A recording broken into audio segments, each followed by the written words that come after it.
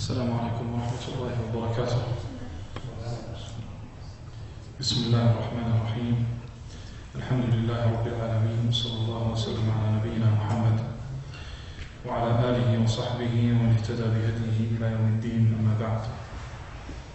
Today, inshallah ta'ala, is the fifth and also final lesson of this series, and we were due to cover a number of topics. We started off talking about the concept of religiosity and practicing Islam. Then we moved on to speaking about takfir, and we spoke about bid'ah. Well, before that we spoke about sects and groups. Then we spoke about the concept of innovation, bid'ah in Islam.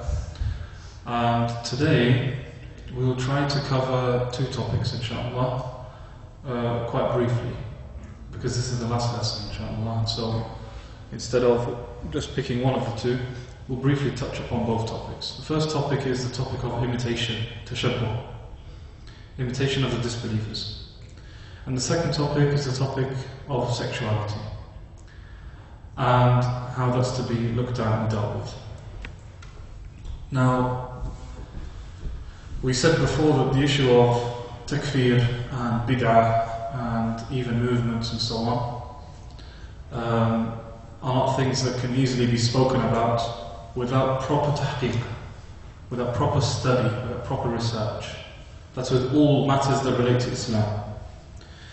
We might have always accepted something, but that something is a vague or a very broad concept. So for example, the Muslims should oppose non-Muslims, for example. It's a broad statement. How that's to be looked at and considered and applied in real life, this requires study. Otherwise, what happens is that we will actually end up contradicting the texts themselves. When we see that one text says this, and one hadith says this, and one hadith says that, and one verse says this, if we just take one hadith and act upon that, that means we're going to be clashing with the others. So what needs to be done is an encompassing study of all the texts on an issue, all the verses of the Quran, all the ahadith, and the practice of the Sahaba on a particular issue. Then we will get a comprehensive understanding. Before that, there will always be some deficiency.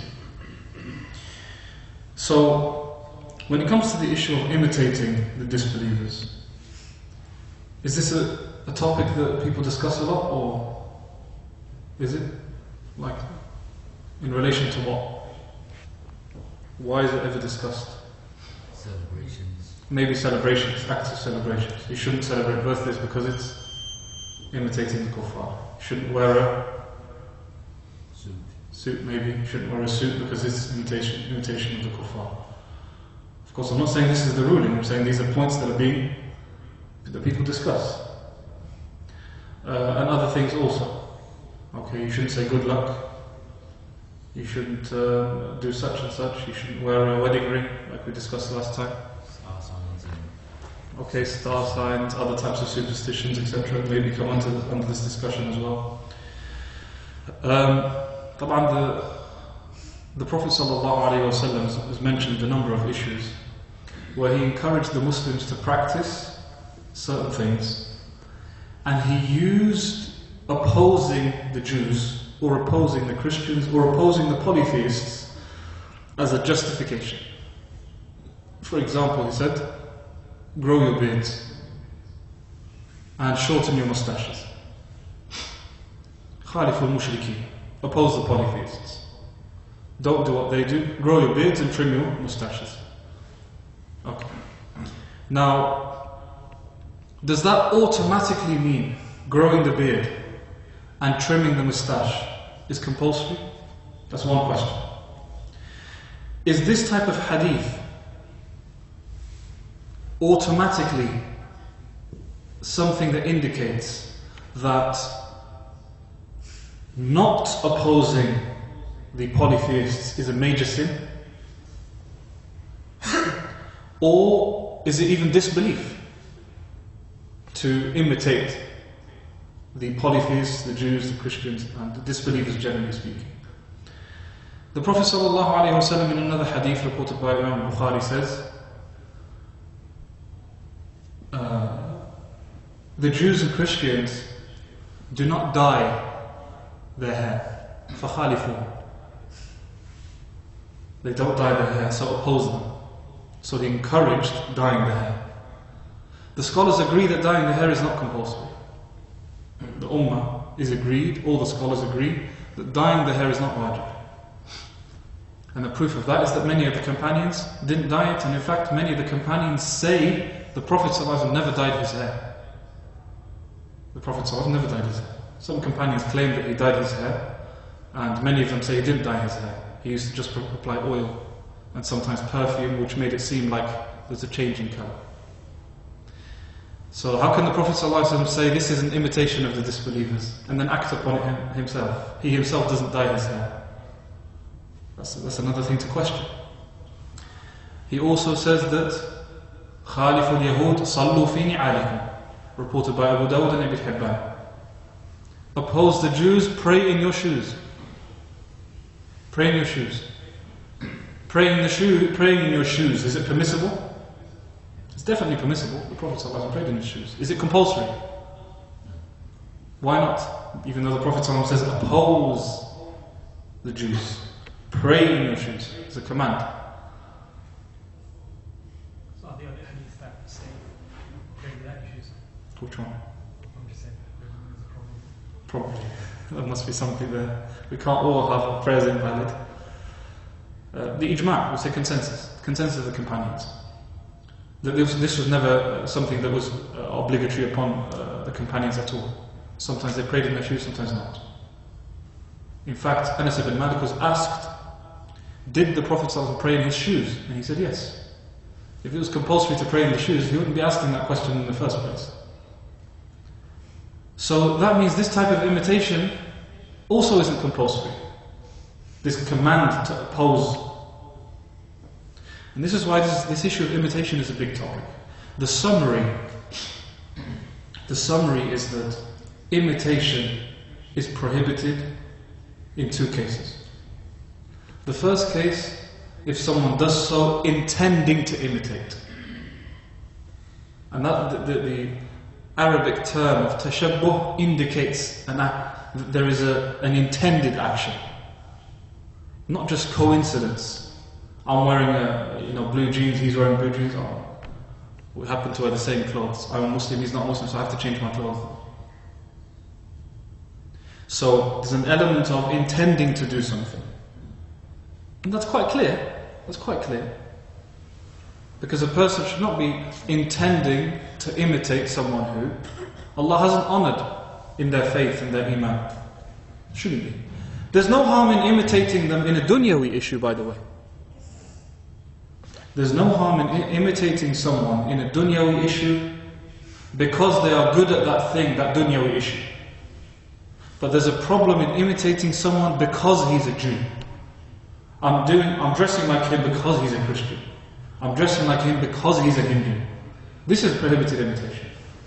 As for saying, I want to take penalties the way Cristiano Ronaldo takes penalties, or I want to take free kicks the way he takes free kicks, or I want to do goal celebrations the way he does a goal celebration, we say that's not tashabbuh. Because there's no issue of religion here that comes into play in the first place. Or you see an actor dressed in a nice suit or a nice outfit, you say, you know what, I want that outfit as well. Or when I get married, I want to wear that at my wedding. So that's not imitation. The second type of prohibited imitation is that which is specific to a specific group of non-Muslims, a specific faith. It's specific to them, meaning that if anyone saw you dressed like that, for instance, or saying that, or wearing that, they would immediately associate you with that faith. For example, in many parts of London, you'll see Jews walking around, specific, very distinct dress code. Very distinct. Or a very distinct type of small hat. Now, wearing that wouldn't be permitted. Wearing that wouldn't be permitted. Or specifically wearing your turban the way the Sikhs wear it. Now that's a distinct feature. Of course, in areas, in countries, I don't know if this is the case, maybe in some parts of India, Muslim communities wear their turbans exactly the same way. Is that true? I don't know, I'm asking. Or are you saying that the Sikh turban is distinct? Of course, people wear turbans maybe, but the Sikh, from what I've seen anyway, the Sikh turban seems to be very distinct. You can tell if someone's a Sikh wearing a turban or a Muslim. Sikhs have sects within them, so the way they wear their turban is depending on what type of sect they are as well. Is it? Yeah. Okay. So let's assume that we're in a place where only Sikhs wear that, because we also want to consider our place where we're living, because Islam is a practical religion. So we don't need to apply rules that in villages in India and apply them here. Say, oh, but some people, Muslims in India do this. We say, no problem. Let's look at here. What's going on here? So let's say here in the UK, only Sikhs wear their turbans in a distinct way. We say, as a Muslim, wearing that wouldn't be permitted, because there's no excuse here other than direct imitation. Unless it's an accident, someone just throws a turban on and puts it on, it comes out like that. We say, okay, no, not an issue, but he should be spoken to still, because now there's a direct issue of imitation. But let's say certain types of clothes are worn by Muslims and non-Muslims. They originate with non-Muslims. Originally from non-Muslims, either came up with these clothes or became known with these clothes. Say no problem, because they're not restricted to them. It's something that people do, something that people wear.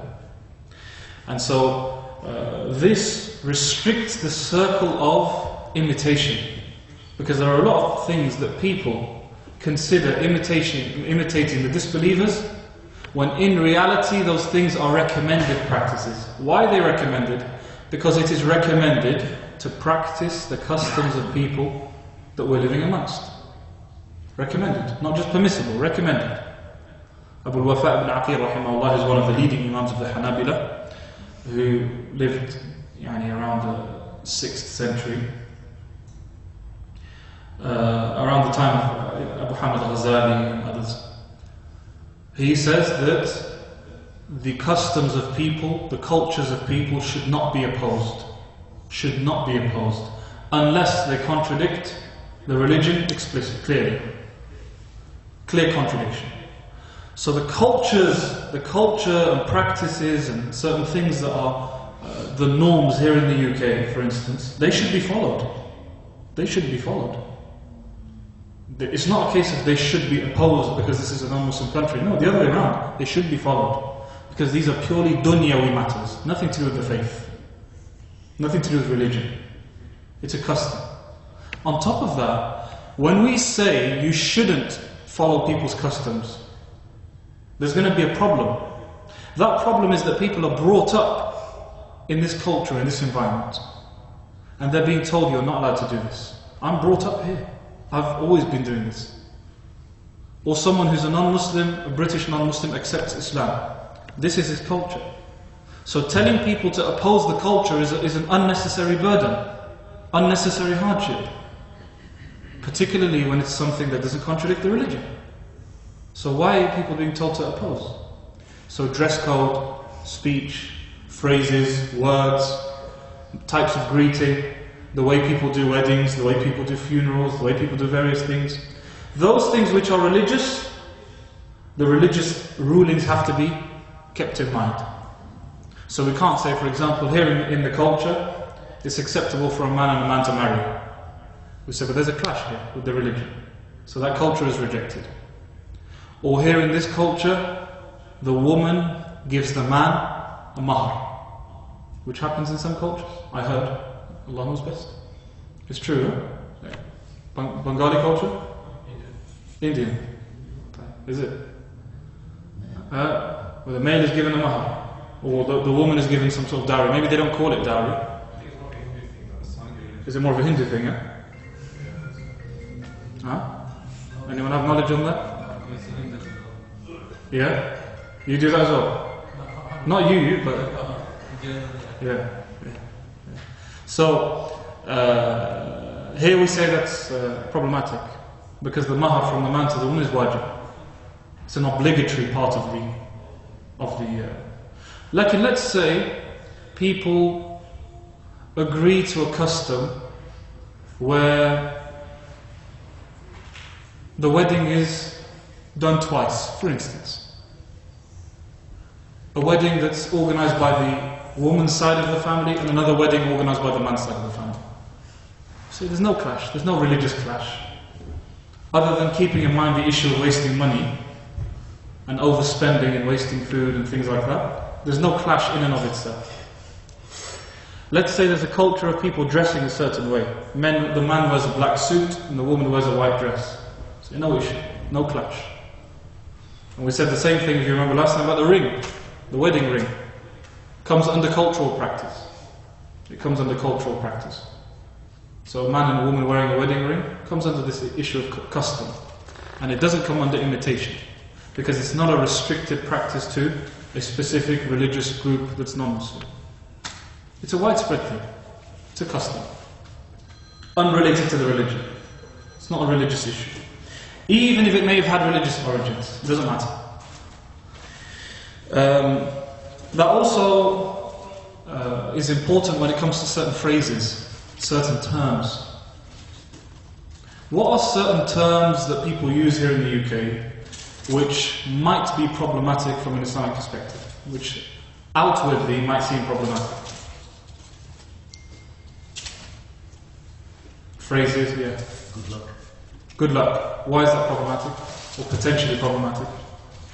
Luck is chance, isn't it? And Yeah. kind of contradicts Islam because it's destiny. Okay, so when we say good luck to someone, it's almost like we are saying that things are not being referred back to Allah's qadar, Allah's decree. Everything happens with His decree, and here you're saying luck, as though luck has some sort of in. Fine. Do we think that's problematic? Do you think religiously that's a problematic statement? So a Muslim is not allowed to say good luck? It's too hard to not say it, isn't it? But we have to have an excuse. If someone said that's fine, there's no issue, say good luck, no problem, what would their justification be? Of course, interestingly, the Prophet ﷺ accepted certain terms which outwardly contradict Islam. Like when the Prophet ﷺ wanted to emphasize something, he might say, "Taribat yaminak." May your hand, or "Taribat yadak," may your right hand or may your hand be buried in dust. I.e., may you be put into the grave. Or it can relate to perhaps an expression that relates to poverty. Or ثَكِلَتْكَ أُمُّكَ, may your mother lose you. May your mother lose you means I'm wishing death for you. Is that a statement that contradicts Islamic teachings? No doubt. You can't wish death for another person. How can you make dua for someone to lose their life? But because no one understood that statement to mean that, it was only used as an expression of emphasis. The Prophet himself didn't just allow it, he used it. He said to Mu'adh bin Jabal in the famous hadith, radiyallahu anhu, he said, "Thakilatka ummuk," may your mother lose you. It's only the tongue that's gotten people into the hellfire. He's warning him off holding his tongue, not using it loosely. May your mother lose you. He's speaking to Mu'adh bin Jabal, one of the greatest companions to have walked the planet. So he used that term, even though outwardly it might have a problematic meaning, because no one understands the term to mean like that. Similarly, we can apply the same to statements like good luck. Wish you all the best, good luck, various things. Touch wood, I don't know if people use that much. Even things like, yeah, go on. Shaykh, I was just going to say, what about, I don't know, happy holidays, happy new year, Definitely. that kind of... Absolutely. Custom. Unrelated to religion, have a good holiday, even happy new year. New year is a customary practice, unrelated to the religion. Christmas is potentially a different discussion because now we're entering the realm of religion. So maybe that's another discussion, and it's a long discussion. But if we say Happy New Year, or someone congratulates someone on getting married, a non-Muslim, or having a child, or things like that, custom, goes back to custom. So there's no harm. Okay, have a good break, have a good holiday, have a good winter, have a good whatever it is. Goes back to custom. So there's no issue. In fact, these meanings are good meanings. Wishing someone a good break and good meanings in the first place. So we don't have the issue of contradicting religion. But even if there is a potential contradiction, a contradiction, then here, if no one understands that thing to be literal, and everyone knows that this is intended to mean something that is valid, we say that it's fine. Of course, when it comes to certain terms that indicate disbelief or shirk, here, this is something that ought to be avoided. Okay, Jesus Christ. Although people use that who don't believe in God, don't believe in Jesus, and it just rolls off the tongue like that. But even then, because of the connotation of shirk and dua, okay, because that's the implication. The implication is, oh Jesus, help us. Okay, and so because of that implication, that's the type of thing that ought to be avoided. Other than that, terms like we've just discussed, they come under the issue of custom, and so the scope given for them. Yeah, go on. But the Christmas tree, Easter eggs, that kind of practice, people displaying them and obviously joining in Christmas, Easter eggs, hunts and Easter and Christmas still have strong religious connotations and implications, and associations and attachments. So because of that, it's now not even the Christmas tree, because the whole concept of Christmas has a strong religious, attachment, and because of that, it's more problematic. However, scope can be given to people who are new Muslims.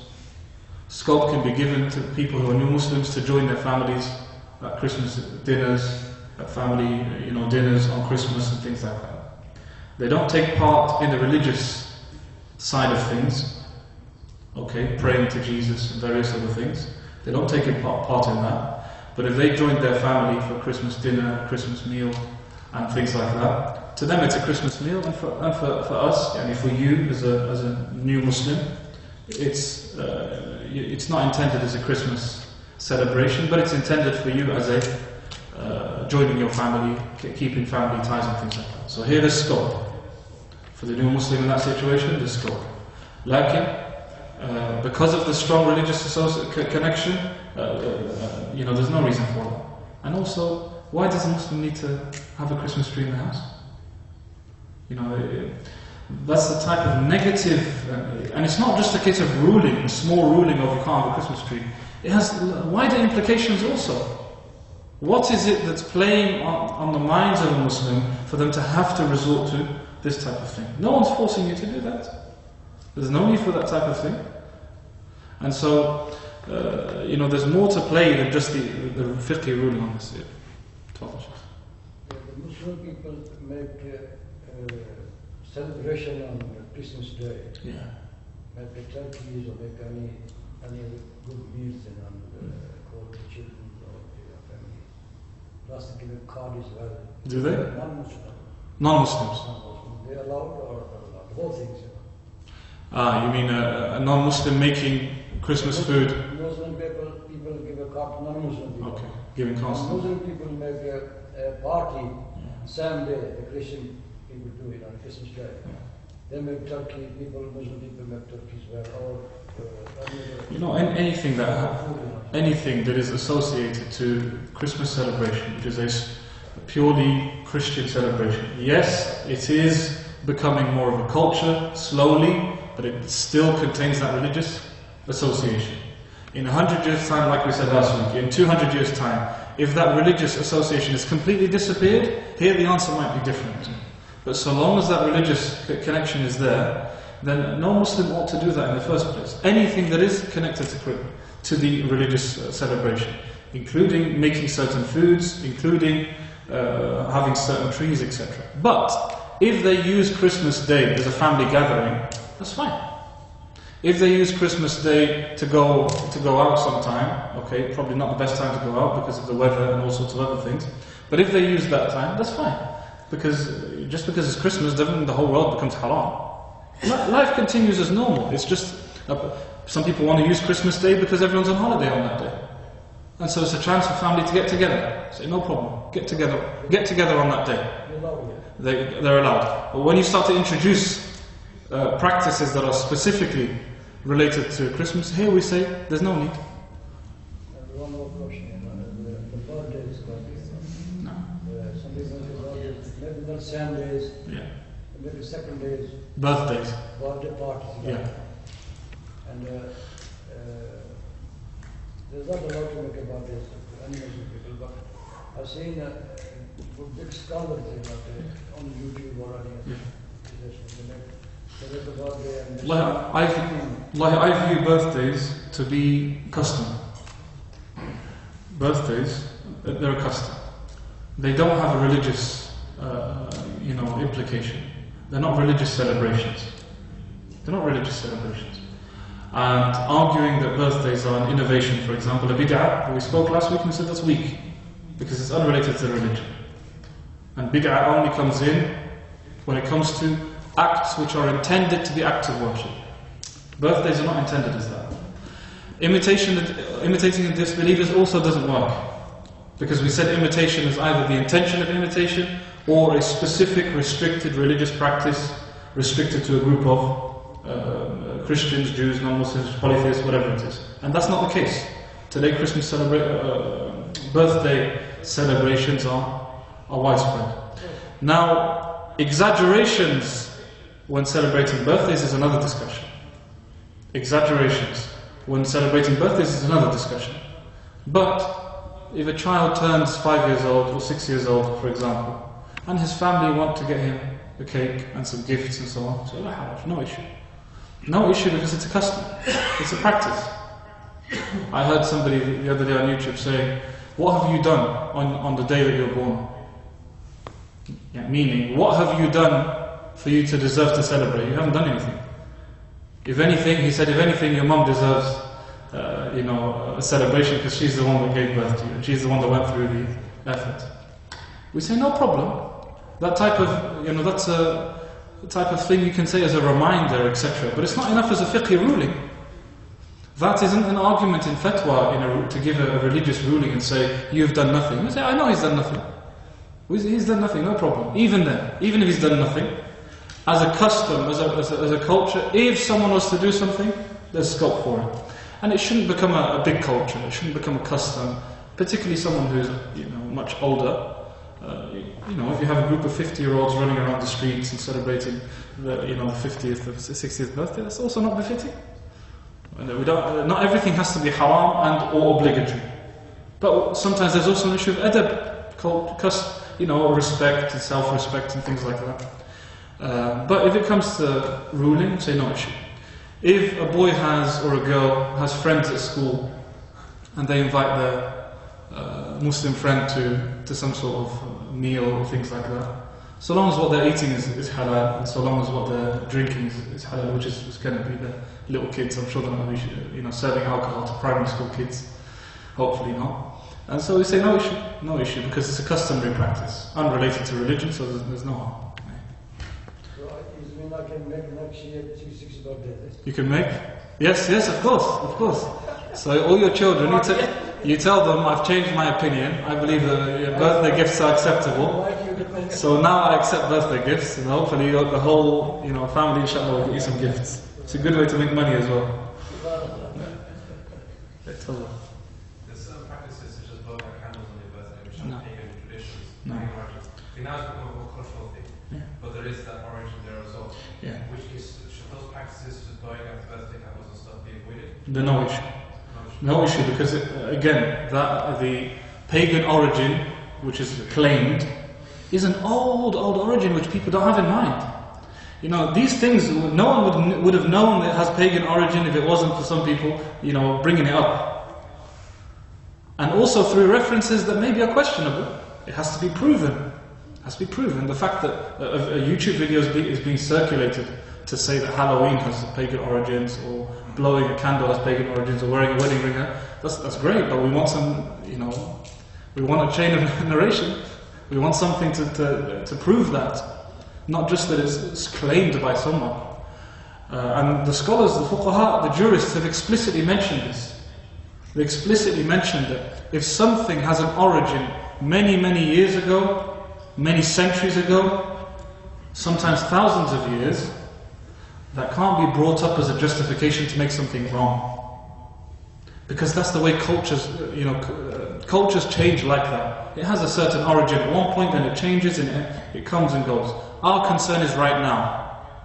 Is that attachment there? Do we associate it with this, yes or no? Generally speaking. If the answer is no, we say it's fine.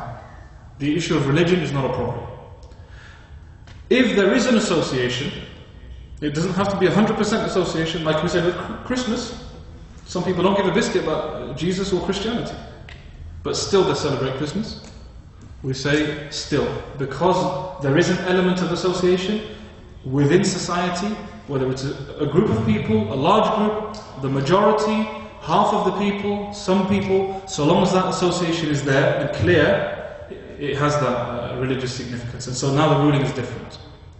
So things like what, you know, examples of what you've mentioned goes back to custom. It becomes a custom. Because again, no one is doing it with that type of intention. No one's blowing a candle with the intention of good luck.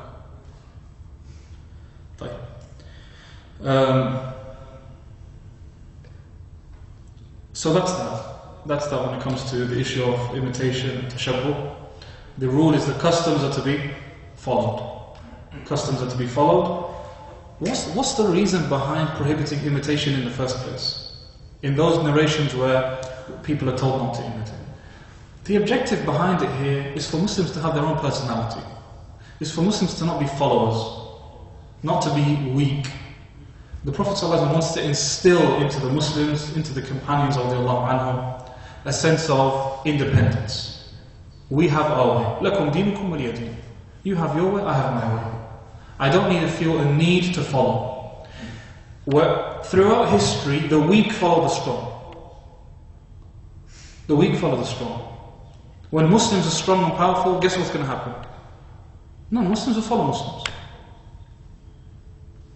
It's a natural conclusion. When Muslims are in the situation that we found ourselves in for some time now, it's expected that there is a lot of following and imitating of practices that are useless, not beneficial, maybe have pagan origins, maybe have problematic origins from a faith perspective. It's expected. And so the intention behind these commands is for Muslims to have that sense of independence, that sense of reliance upon Allah, sense of pride in their own faith. I have my faith. None of this stuff I need. I don't need any of this stuff. I have my way.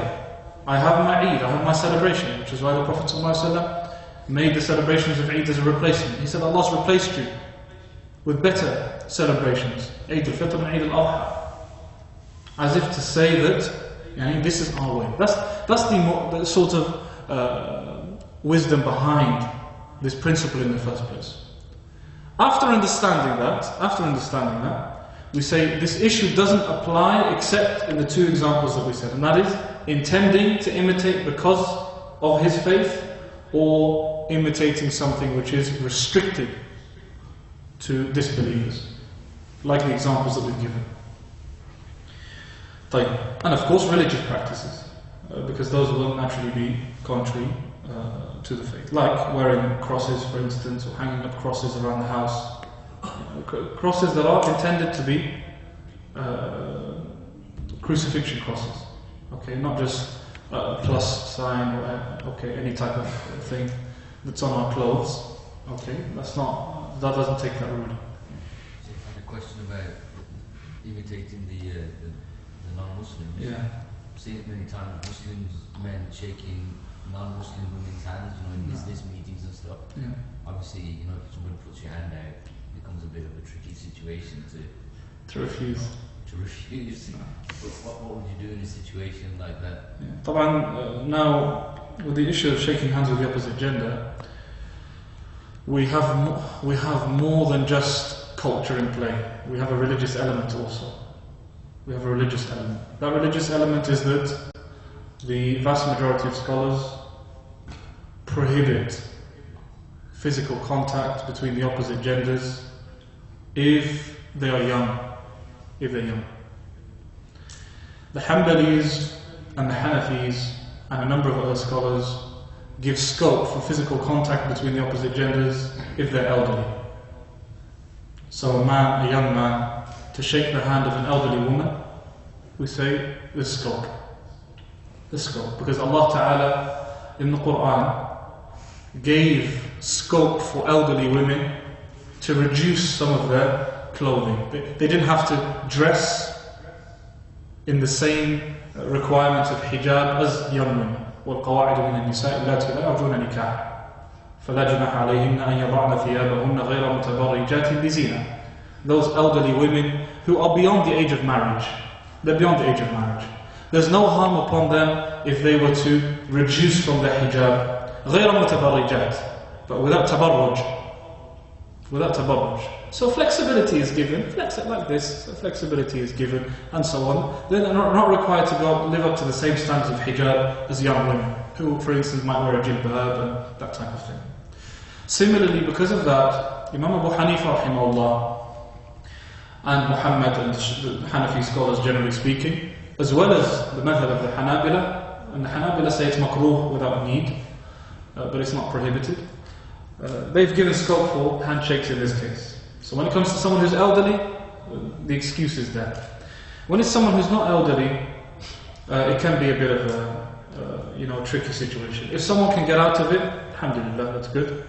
Either by getting out of it beforehand, for instance, universities, if the person doesn't wish to shake hands, then they can say so before going up to collect the certificate, for instance. If somehow it can be gotten out of, great. If a person can't get out of it, then perhaps there is scope for them to take with that position. That's the Fettah of some of the contemporary scholars of our time, including Shaykh Abdullah al-Judayy and Shaykh Yusuf al-Qardawi. And if someone finds themselves resorting to that, then perhaps there's a scope for them. The reason there's potentially scope, why do these scholars give scope on that issue? They give scope because they say the prohibition of touching is one that is based on the issue of desire. Just as looking is prohibited when desire exists. So they say similarly, when there's no desire, and this is done as a custom and sometimes as an expectation, then perhaps there's some scope can be given, just as the scholars gave scope for the elderly woman. Why did they give scope for the elderly woman? Did the Prophet ﷺ say so? No, he didn't say so. There's no hadith or ayah in the Quran which gives scope to shake hands with the elderly people. But that exception was understood from the texts. It was understood because the reason behind prohibiting contact, physical contact, the reason behind it is one that is based on what it potentially could lead to. Because that potential doesn't exist in this type of scenario of an elderly man and elderly woman, for instance, they gave scope. Similarly, in a meeting setting and that type of setting, because the likelihood of that developing into something else is almost non-existent, because of that they gave the same type of. No. And a person always he makes istighfar for all the mistakes that we make. Like if someone was to do that, then it's not something that can be said to be explicitly sinful. It's certainly not a major sin, even though the majority of scholars don't allow it. We have to be clear about that. The majority of scholars don't allow it. Even that. Even this situation, they don't allow it. There's no hadith which prohibits shaking hands with the opposite gender. The Prophet ﷺ says, "Inni la usafiqu nisa." I don't shake hands with women.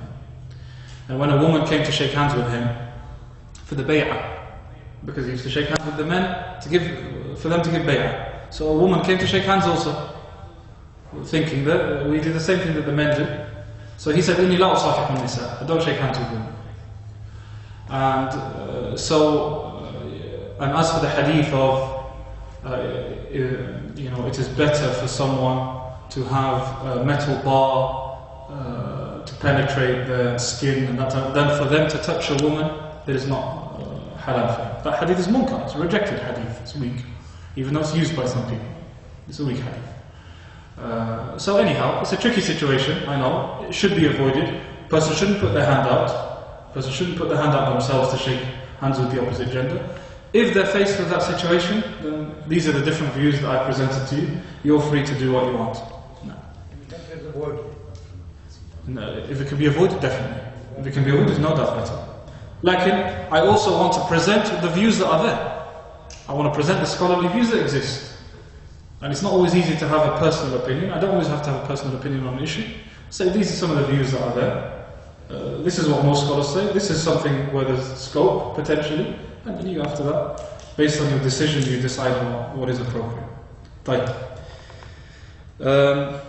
Of course, when it comes to imitating the opposite gender, that's another type of imitation which is prohibited, explicitly. It's prohibited in the Quran, first of all. Imitating the opposite gender is prohibited in the Quran. But not explicitly, implicitly. Because Allah Ta'ala prohibited changing His creation. And Allah Ta'ala prohibited fasad, corruption. And this comes under that. This comes under that. Changing one's creation to an extent that it's like that of the opposite gender is a type of fasad, corruption. So from that angle it's prohibited. But the Quran, the Sunnah explicitly prohibits it. And the Prophet ﷺ cursed the men who imitate women and the women who imitate men. When does something become imitation of men or imitation of women? If that thing is restricted to men, only men wear it, or only men do this. Okay. If only men wear something or do something or dress in a certain way, we say it's not permissible for a woman to do that. Impermissible. If it's only women that wear a certain thing, it's not just restricted to wearing, by the way. Even acting like a woman is prohibited. Because it changes a person, it's a change of Fettah. It's a corrupting of the perfect way Allah Ta'ala has created us. And this is why for a woman to grow a beard is impermissible. Impermissible. You're not sinful for hair growing on your face, that's beyond your control. But she has a responsibility of removing that. And like what some Shaykh said, if a woman's hair grows on her face, it's impermissible for her to remove it. So that's a burden that is beyond imagination. And I'm confident that the person who made this statement, as much respect as he might be given for his knowledge, in this case, how can that be accepted? And I'm confident if he had a wife who is unfortunate enough to have, hair growing on her chin, I'm sure he would change his opinion. I'm sure he would change his opinion. So that's definitely not a valid opinion, this idea of this Shaykh, particular Shaykh who I'm not going to mention, he was asked, what if a woman grows hair on her face, it becomes long? He says, Alhamdulillah. That's his response. He said, Alhamdulillah. He said, Alhamdulillah. He said, Shaykh, what if it grows long like your beard? He said, even if it's long like your beard. Another guy had a long beard. He said, Alhamdulillah. So it's not a practical. We don't follow texts so literally to the extent that it becomes unreasonable, abnormal, in a way that if you were to ask the Prophet ﷺ, you think he would say to a woman, leave your beard? It's not a realistic way of understanding the texts. Texts have to be understood in a way where we look at what was the intention of the Messenger ﷺ. It definitely wasn't this. So imitation of the opposite gender is not just clothes, even action. Sometimes a person naturally has a feminine nature. A man may have a bit of a feminine approach about him. If that's natural, you're not sinful for something that's natural. Maybe their voice is feminine. Maybe even their personality to an extent is feminine. If that's natural, they're not held to account for what's natural, but they're told to change that to the best of their ability. They're told to change that to the best. Because Islam doesn't say, just do whatever fits your feeling and desire. No, there are lots of things where we have to put a bit of effort into changing. That's fine. Islam came to fix us. Islam came to guide us to live our lives in a proper way. So if someone says, well, I naturally talk like this. Okay, you naturally talk like this. That's fine. But put some effort. Put some effort into changing that. Same with a woman. A woman has a very manly attitude and approach. We say if it's natural, you're not held to account for what's natural, but put an effort into changing it. So, what is considered impermissible dress code for men on this issue? It is that which only women wear. If it's something that men and women wear, for example, in this case we say it's permissible. It's permissible. Like maybe certain types of trousers are worn by men and women, for instance. Or certain types of shoes are worn by men and women. We say no issue. But if something is restricted to women, then a man doesn't wear that. And if it's restricted to men, then a woman doesn't wear that. And that applies to other things, jewelry and various other things like that. Hopefully we're clear on the issue of imitation. Finally, very briefly, the last 10 minutes or so maybe, we'll look at this concept of sexuality.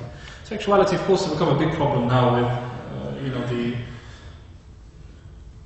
activism and lobbying of the LGBT movement, particularly, who are a tiny group in the community. Even in Britain, they're a tiny group. And the British community generally has never been accepting of the values of the LGBT movement. Because British values are typically quite Christian. They're quite Christian values, in that they're supporting of certain values which are traditionally Christian. That's changing, slowly. That's changing. Because the LGBT movement is relatively vocal, people sometimes think that all British people are supporting this movement, which is not true. Absolutely not true. In fact, a large chunk of this country is very, very irritated and waging war against the LGBT movement, and vocally, whether that's in Britain or in the USA. So, what's the issue here? The issue here is that now different sexual lifestyles are being attributed to Islam. So it's said that being Muslim and homosexual, being Muslim and bisexual, transsexual, etc. is fine. It's permissible. It's accepted. Firstly, the prohibition of homosexual relations is a matter of consensus. By the Quran, which is explicit, and the Sunnah, and the consensus of the Sahaba, and all the scholars.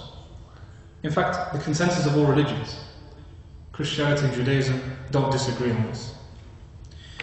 Some people claim that the story of Lot, alayhi salam, the people of Lot were only condemned by Allah because they were apparently rapists and people who were highway robbers, etc. It wasn't because of this. That's an obvious distortion of the Quran. That's a blatant distortion of the Quran. Because when Allah Ta'ala mentions a number of attributes, that means that He's condemning all those attributes. Yani if someone is criticized, they disbelieve in Allah and they're dishonest, so Allah destroys them, for example. We don't say, oh, Allah only destroyed them because they disbelieved. As for the dishonesty that was just mentioned. No, He's condemning both of those traits. Both are evil traits. And the various nations were not just condemned because of disbelief. Other things as well. Previous prophets spoke to their nations about honesty, about taking people's wealth, taking that which is not theirs, and various other things. The Prophet ﷺ, when he came to Quraysh, when he came to the Arabs, did he just condemn them because of their disbelief and shirk? They had other practices which were practices of jahiliyyah, which were prohibited. The Prophet ﷺ came to change those things.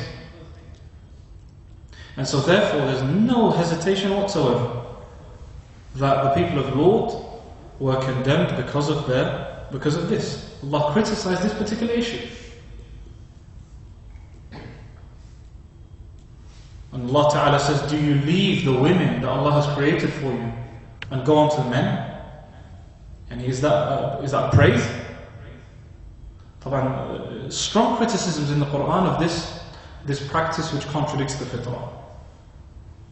And so, because this is being pushed into the community, and even being justified as a natural practice, you're born like this. What can he do about it? He's born gay. It's not possible. That's impossible.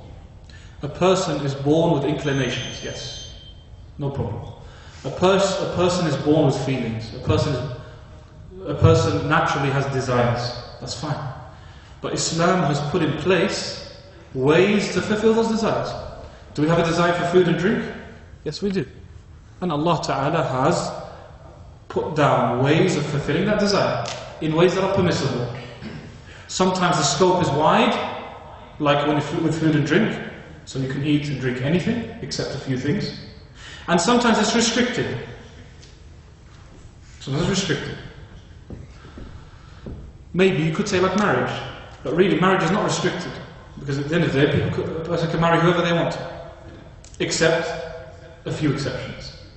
So when we look at it as restricted, it becomes restricted. When we look at it as something where Allah has given us options, alhamdulillah, Allah has given us plenty of scope. So yes, a person has a desire, okay, so a person may also have a desire to marry, for example, a fifth woman. Or a person may have a desire for a woman who's already married. Just because someone has that desire, does that mean it should be made permissible? No. Islam has come to divert and direct our desires in ways which are acceptable. That's it. So if you say that I have, a feeling for someone of the same gender, we say, okay, fine. That can happen as a human being. Like, and this is the way we should direct it. Just as we say to somebody who says, I struggle with physical desire, sexual desire, in a particular way. It could be any type of thing. We say, okay. As a human feeling, that's an innate feeling. So that's normal. But it has to be directed. And if it's being uncontrolled, then it has to be controlled. And effort has to be put into disciplining it. We say the same thing to someone who says, I have feelings for the same gender. Exactly the same way. Sometimes we, as a Muslim community, treat something with a bit of exaggeration, which to an extent is understandable, but also sometimes it's over the top. So if a student at school, for instance, and this happens at Muslim schools, Islamic schools, I've seen this at Islamic schools, and maybe some people have practicing children from a practicing family, but their child or their daughter says, I have feelings for the same gender. Maybe instead of turning the whole world upside down and kicking them out of the house and saying, don't talk to me again, how about we try to resolve the problem? If one's child said, I like a girl, I like this girl, they would probably be a bit more welcoming and try to talk them out of this thing, or try to sort of help them out in some way or another. We should do the same thing with someone who says, I'm attracted to someone of the same gender. This idea that nothing can be done about it, or you're born like this and nothing can be changed, that's a complete load of rubbish. Complete rubbish. It's treated exactly the same way as any other desire. The problem with the values of the LGBT movement is that their values, or they're coming out with a whole agenda of changing people's mindset, where this becomes completely normal. When this happens, you actually you no longer see the wisdom behind Islamic teachings. In fact, instead of seeing Islamic teachings and guidance as a blessing, we see it as a burden. So for example, 200 years ago, marriage is the norm. Marriage between a man and a woman is the norm. Fornication is corrupt. Adultery is corrupt. The community, the society views it as corrupt. Over time, fornication is no longer a problem. People can have relationships with each other without being married. Now, people view marriage as a burden. Oh, shit. Just be relaxed, be flexible. Everything, marriage, and you've got to have a contract, and just have a relationship, it's not the end of the world. Take things easy. That wasn't the attitude before, but when fornication became normalized, this has become our attitude towards marriage. Homosexual practice, when that becomes normalized, and it's slowly, people are working to slowly normalize it, even amongst children, relationships between men and women is going to be seen as a burden. Come on, restrict it. If people are happy, people are happy. It doesn't matter, man or woman, That's the next step. This is why there's a big problem with but it's not new. It was not new. The people of Lut existed thousands of years before the Prophet ﷺ. And still the Prophet ﷺ was able to fix communities and bring Islam to people. Similarly, sometimes we fear what's going to happen next, or God knows what's going on. And it's true, things are getting worse and worse. But at the end of the day, if people continue to spread Islam, spread the Fettah, spread the good teachings of Islam, and so on, people will naturally incline towards this. People will naturally incline towards Islam, inshallah. However, it gets harder and harder when the Fettah is constantly being damaged. It gets harder and harder, and that's where the challenge and the problem lies. And this is why now it's a responsibility for parents as well, and older siblings and teachers, etc., to discuss these things. These things should be covered and spoken about and discussed. It shouldn't be a case of just the school is teaching about this. Some Islamic schools refuse to talk about these things. If you don't talk about it, well, who's going to talk about it? Who's going to teach how to approach these things? These things that are initially small. Someone says, I have an attraction for a friend of mine. That's a small thing. It is a small thing. It can easily be tackled. But because things are not being tackled, people are not being taught, people are not having things, understanding things the way they ought to be understood, they become problematic afterwards. Because instead of us dealing with things, we leave either the media or television or what the internet says or what schools teach and so on.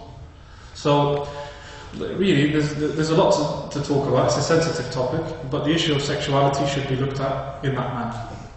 Desires are natural. A person is not held to account for a thought. Not held to account for a thought. A person is not held to account even for a feeling if they're battling that feeling. They're not held to account. The Prophet ﷺ explicitly says so.